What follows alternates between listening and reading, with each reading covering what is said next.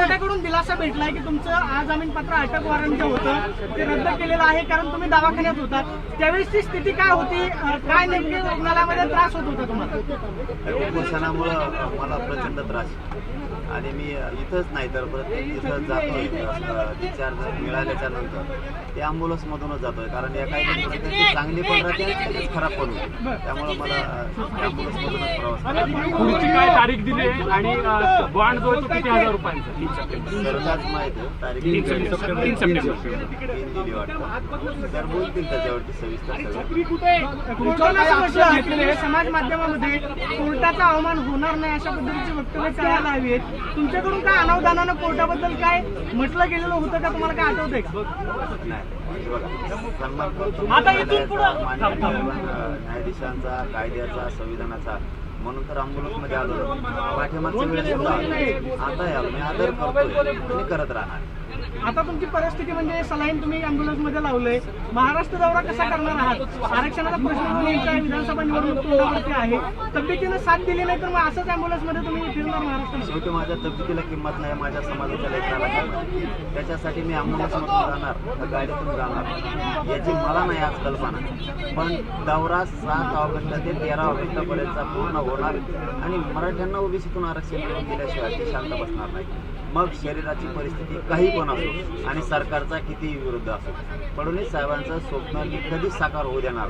त्यांनी किती डाव रचले तरी पण हे खूप जुनं प्रकरण आहे, हे खूप जुनं प्रकरण आहे, गुतवायचं मला. हे खूप जुनं प्रकरण आहे. आता या सगळ्या तुमच्या दौऱ्याच्या निमित्तानं बाहेर येते, कोणाचा ह्याच्या पाठीमागे हात आहे असं तुम्हाला वाटतं? आता इतके दिवस नव्हतं, अचानक आलं, शक्यता आहे कोण सरकार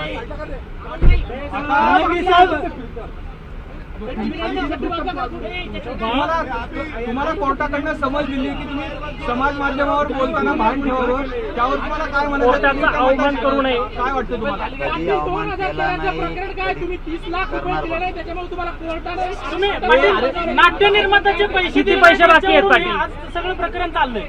माझ्याकडे संबंधच नाही ना त्याचा. तुम्ही आणखीन एकदा वाचून बघा, त्याच्याशी माझा नाटकाशी आहे, पैशाशी माझा संबंध नाही, कारण मी जिंदगीत खोटं बोलत नाही. छत्रपतींचे विचार चालू होतं त्यावेळेस मी खोटं बोलत नाही. आणि आमचे ते दुसरे 2 बांधव आहेत, त्यांनी सुद्धा दिलेले असावेत अशी शक्यता. मला माहित नाही त्यांनी दिले का नाही, कारण त्यांचा हिस्सा होता.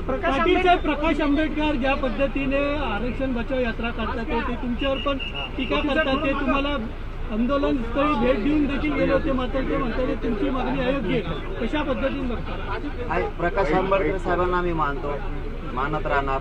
त्यांनी काय टीका करावी काय नाही करावी हा त्यांचा भाग आहे, पण आम्ही मानतो हे त्यांनी समजून घ्यावं.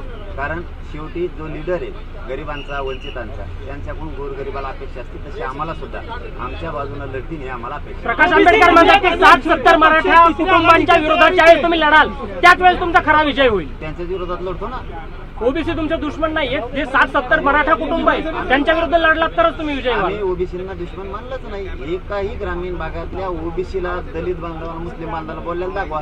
2-3 नेते सोडित नाही मी ते छगन भुजबळ ओबीसीचा वाटोळ करणारे मराठी, याला सुट्टी नाही. पाटील साहेब, अनेक छोटे पक्ष तिसऱ्या पर्याय देण्याच्या तयारीत आहे, तुम्ही देखील लढवणार असं सांगतात. तिसऱ्या आघाडीत तुम्ही तयार आहेत? राजू शेट्टी भेटून गेले. आपल्याला जर सन्मान द्यायचा आहे, आपल्याला जर न्याय द्यायचा आहे गोरगरिबाला, आघाडीची गरज नाही. समविचारी सगळ्यांना सारखं दुःख असणाऱ्यांनी एकत्र येणं आवश्यक आहे. त्यासाठी कोणाला हाक मारायची गरज नाही, आव्हान करायची. सगळ्यांनी एकत्र यायचं लढायचं, कारण गरिबाची लाट 75 वर्षात पहिल्यांदा तुम्ही मुख्यमंत्री म्हणून बॅनर लागले, त्यावर तुमची काय प्रतिक्रिया? नाही. एखादा भावनिक मी माझी इच्छा कोणाला पण ठेवत नाही. बावी नाही, टीव्ही नाही, काही नाही, मला उभा राहायचं नाही, माझं चालू असतो. पाठीमागून एक प्रश्न आहे, तुम्ही स्वतः कोणत्या मतदारसंघात मी उभा राहणार जाणार. धन्यवाद. पाटील साहेब, शेवटचा प्रश्न. ओबीसी नेते लक्ष्मण हाके म्हणतात तुम्ही निवडणुका लढवणार नाही, तुम्ही उमेदवार उभे करणार नाही. शरद पवारांच्या पक्षाला फायदा होईल असं तुमचं चाललंय सगळं असं म्हणतायत. आम्ही ज्यांचा तुम्ही प्रश्न विचारला त्यांना विरोधात मानलेला नाही, करता करिता छगन भुजबळ. चलो, धन्यवाद. एबीपी माझा, उघडा डोळे बघा नीट.